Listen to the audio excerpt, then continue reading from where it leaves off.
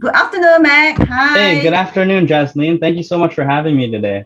Thank you for being here with us because in next 2 weeks, we are preparing our children for our PSLE oral examination. So it's timely that you come and tell us some really good tips for the second section of the oral examination, which is the stimulus-based conversation. Yes, so it absolutely. is very difficult for some children, okay, but I'm sure that with your easy to do tips, our children will benefit and get very, very good marks, which I've stressed that oral is so important for our children to score the best that they can. Yeah, absolutely. I couldn't agree with you more, Jasline, and thank you so much for having me today.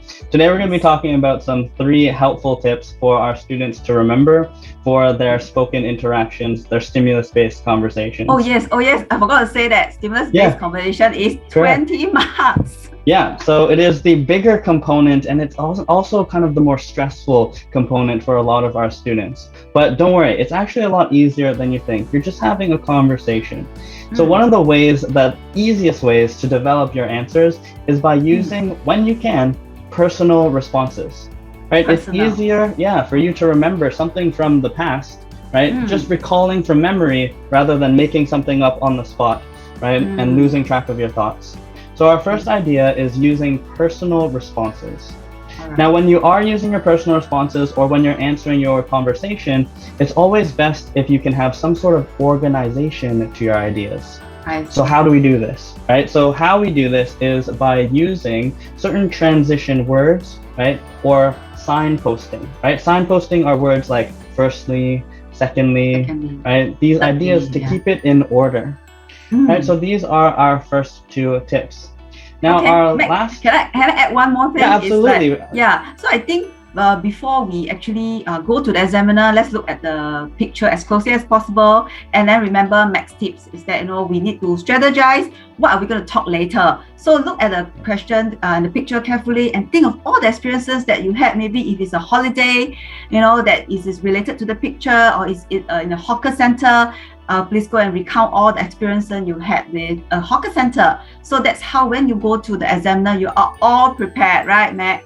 Exactly, right? Recalling those instances and being detailed, right? As Jasline said, recalling all that information is absolutely important in your answer, right? So that's a lot easier than getting caught in a lie, right? And not knowing what you're talking about, right? So another final tip is also trying to avoid filler words like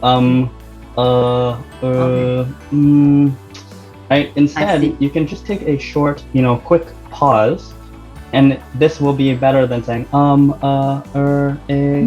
right? So those filler words are something to, try to avoid the best way possible. Great. Okay, Mac, I just want to have one more strategy for absolutely. Please do.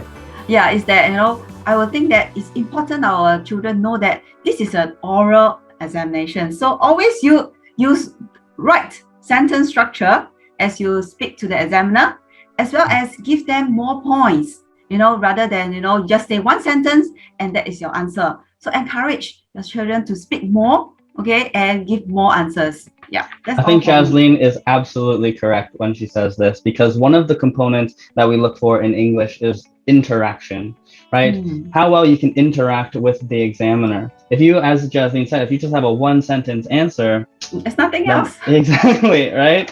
So try to develop your answers in the best way possible. And one of the ways that we can do this is viewing the question from different perspectives. So for example, if they ask you, do you like, durian, right? Or do you like a fruit? And you can see it from different perspectives, from the past, the present, and the future, right? You can say, when I was younger, I didn't really like durian. Now, I feel this way about durian. In the future, maybe I'll, show my kids, or I'll have durian again, right? So this is a very simple strategy, is seeing it from different perspectives. So thank you for bringing that up as well, Jasline. Interaction, definitely. Yes.